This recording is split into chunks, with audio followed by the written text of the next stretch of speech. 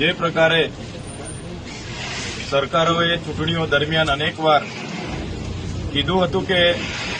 છઠ્ઠી અનુસૂચિ લેહ અને લદ્દાખમાં લાગુ કરીશું,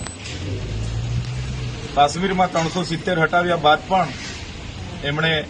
ત્યાં છઠ્ઠી અનુસૂચિ અંતર્ગત ત્યાંના વિસ્તારને લેહ લદ્દાખને સમાવેશ કરવાની વાત કરી હતી। ત્યારે છેલ્લા ઘણા સમયથી ત્યાં છઠ્ઠી અનુસૂચિનો અમલ ન થવાથી સોનુ વાંચિકજીના આગેવાનીમાં અહિંસક રીતે આંદોલન ચાલુ હતા। એમણે અનેકવાર લેહથી લઈને દિલ્હી સુધીની યાત્રાઓ પણ કરી અને ત્યાં બેસીને શાંતિપ્રિય રીતે એમણે ધરણાઓ પણ કરી, છતાં સરકારે એ લાગુ ન કરવાથી ત્યાંના યુવાનોમાં એક આક્રોશ હતો અને એ આક્રોશને લઈને જે તે વખતે 24 તારીખના રોજ જે ઘટના ઘટી, જેનું અમને દુઃખ છે કે જે પણ સરકારી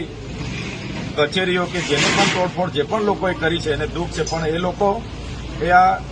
અહિંસક રીતે ચાલતા આંદોલનને તોડવા માટેના કેટલાક તત્વો ભેગા મળીને આ કર્યું હશે। પણ સોનમ વાંચુકજીએ ત્યારે પણ કીધું હતું કે આંદોલન અમે અહિંસક રીતે જ કરીશું અને આગળ વધીશું, છતાં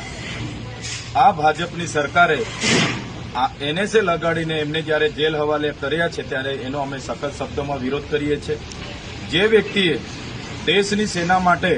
દેશના વિજ્ઞાન માટે આટલું મોટું યોગદાન આપ્યું હોય, સમાજના ઉત્થાન માટે આટલું મોટું યોગદાન આપ્યું હોય, એ વ્યક્તિ પર રાષ્ટ્રદ્રોહીનો કેસ લાગુ કરવામાં આવે, જે ખૂબ જ ગંભીર બાબત છે। અને દેશમાં, લોકશાહી દેશમાં ભારતીય જનતા પાર્ટીની જે તાનાશાહી સરકાર કેન્દ્રમાં છે એનો આ એક પુરાવો છે। જે વ્યક્તિ પર આખી એક 3 ઇડિયટ જેવી મૂવી બની હોય, જેમણે આખા દેશના યુવાનોને પ્રેરણા આપી હોય, એવા વ્યક્તિ પર જેમણે રાષ્ટ્રપતિથી લઈ નેશનલથી લઈ ઇન્ટરનેશનલ એવોર્ડો જેમને મળ્યા હોય,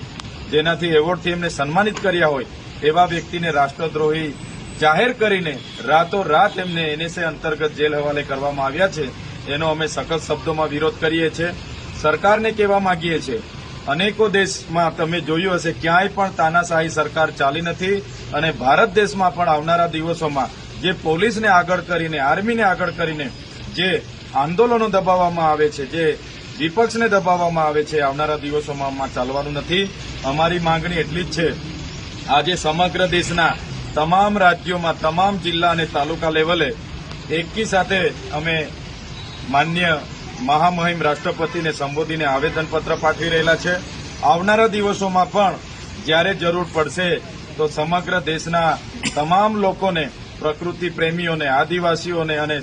સોનમ વાંચુકજીના સમર્થકોને ફરી આહવાન કરવામાં આવશે। જ્યારે ગાંધીનગર જવાનું હશે ગાંધીનગર પહોંચીશું, જ્યારે દિલ્હીનું આહવાન થશે ત્યારે સૌ અમે દિલ્હી પણ પહોંચીશું। અમારી માંગ છઠ્ઠી અનુસૂચિ લાગુ થાય અને સોનમ વાંચુકજીની રિહાઈ થાય, આ માંગ અમારી છે અને આ માંગ સંતોષવામાં નહીં આવશે તો આવનારા દિવસોમાં લોકોને જાગૃત કરીને પોતાના અધિકારો માટે લડતા અને ભેગા કરતા અમે આગળ વધીશું।